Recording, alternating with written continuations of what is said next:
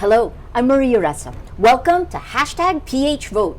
With us today is Albert Estabilo. He's the head of Hong Kong-based social media research agency CIA, based in Manila.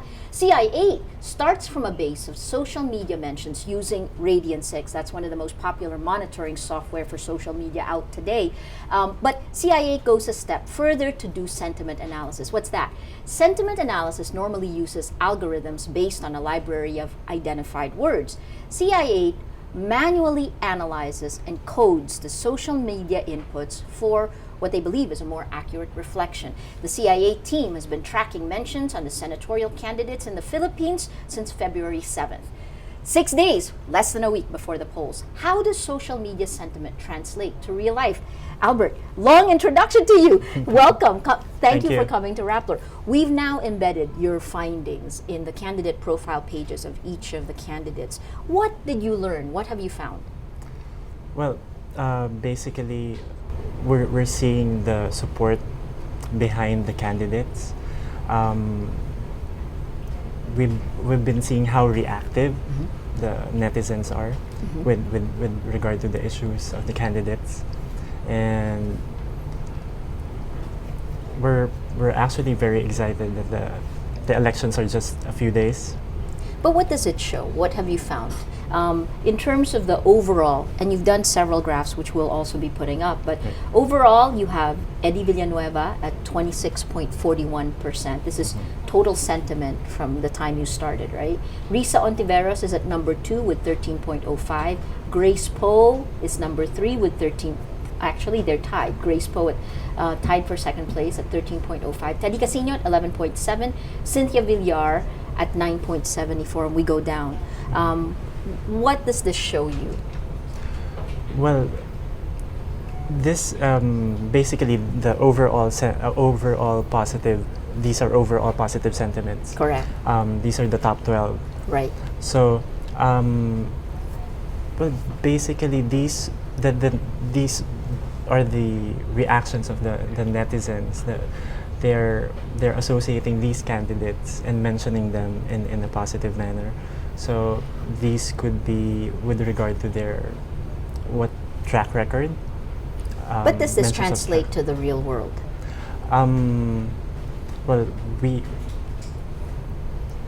it's more on information dissemination more than anything else. That's the way you're looking at it. Yes. We were actually asked if this would translate into the winners. Yeah. Will it translate to votes is the question. Yes. Yeah. We are actually excited to find out ourselves. These we have to bear in mind that only more than 30 million Filipinos are using the internet. Right. About a third of the population is on the internet today. So it's significant. It's significant, but it's still too small to really change the real world outcome, right? But why would candidates pay attention to social media? Why should they? Should they not? Since it can't really affect the votes yet. Yeah.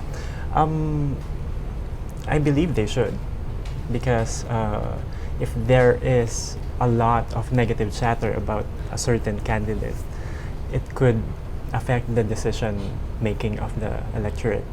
It could be like the tail that wags the dog kind of thing. Give me an example. What have you seen while you've been monitoring? Yeah, like the unfortunate incident with Miss Cynthia Villar. The interesting thing about it is, while it gathered majority negative mentions, there were people who were also explaining Cynthia Villar's side, and this could work to her advantage. And of course, the negative mentions, if people are not scrutinizing the information they're getting, this could affect the votes. It could have increased or decreased the votes that would be counted for her. Let's talk about your methodology.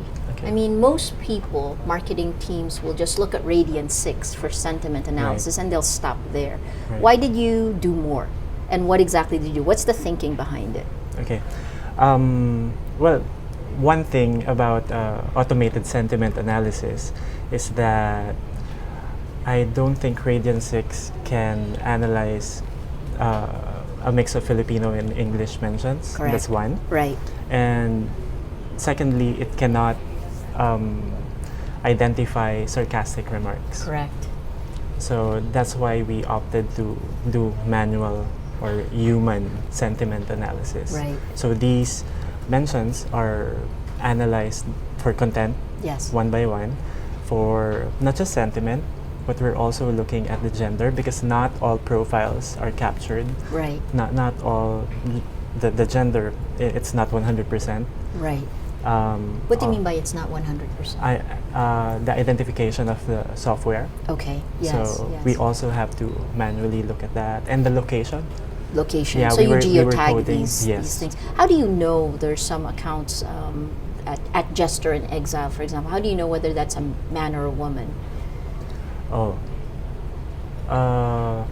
one.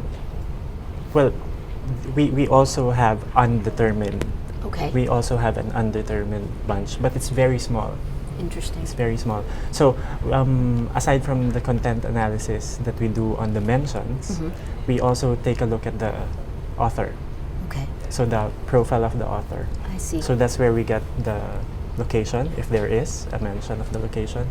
There is also the gender is also there. It's interesting. So then you take what the machine brings, what the algorithms will pull out of the mix, and then you drill further by looking at the tweets or the mentions themselves, right? Right. And then when you do something like that, what made you decide to narrow it down? Oh. What are the dangers of narrowing it down? Are there any? Well, actually, we're not coding media mentions. Okay. You're Yeah. not coding media, Media and mentions.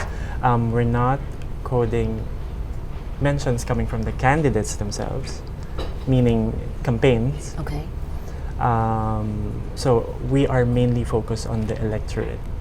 So I would say that we're at least 95% confident that what we're coding, these are coming from the electorate. But that decision that you made to take out media and the candidates themselves, and I assume anyone who works for them, right?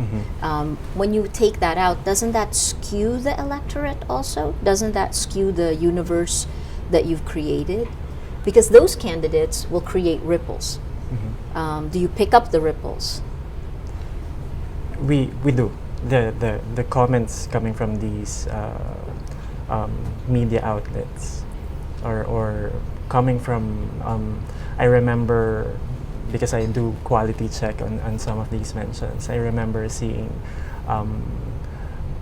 some posts coming from journalists, and they were not on a reporting side, or how would you call that?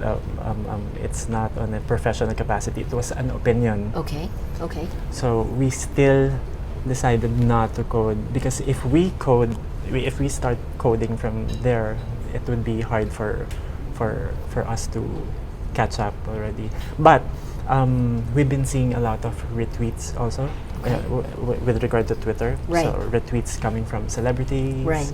coming from journalists. Do you count them? So we count those if there is an additional input or an additional comment. Okay. You said you're 95% sure. Well, you're sure that this is about 95% accurate. Accurate in terms of determining how Filipino voters feel. Correct. The electorate. The electorate. Okay. 95%, like I would say 95%. We're confident that we're only coding from the electorate. So I see. Okay. because it would be hard for us to Say 100%. yeah, and at the same time we don't know everyone in. Correct. How do you?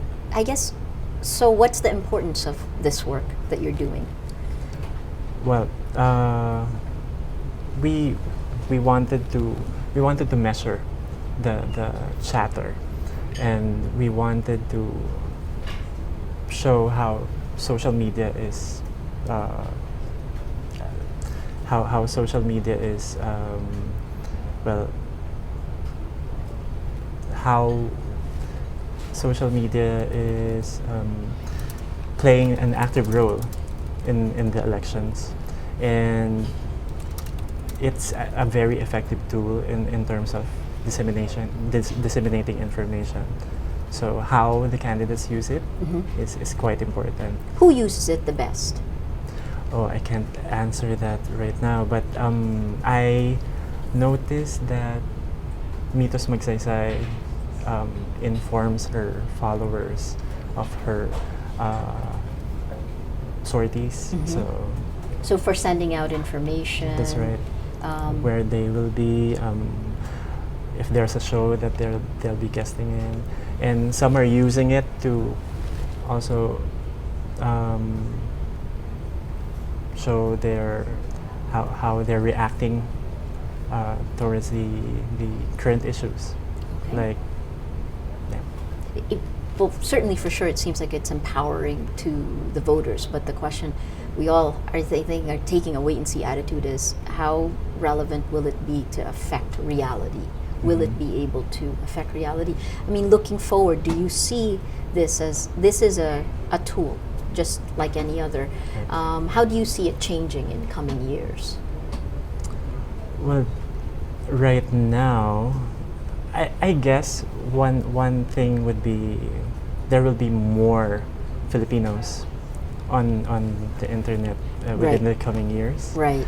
It's still, I would like to believe that it's still a growing community and a growing online community. We're very in terms of analysis. I'm sure we'll be finding new ways of digging deeper into these mentions.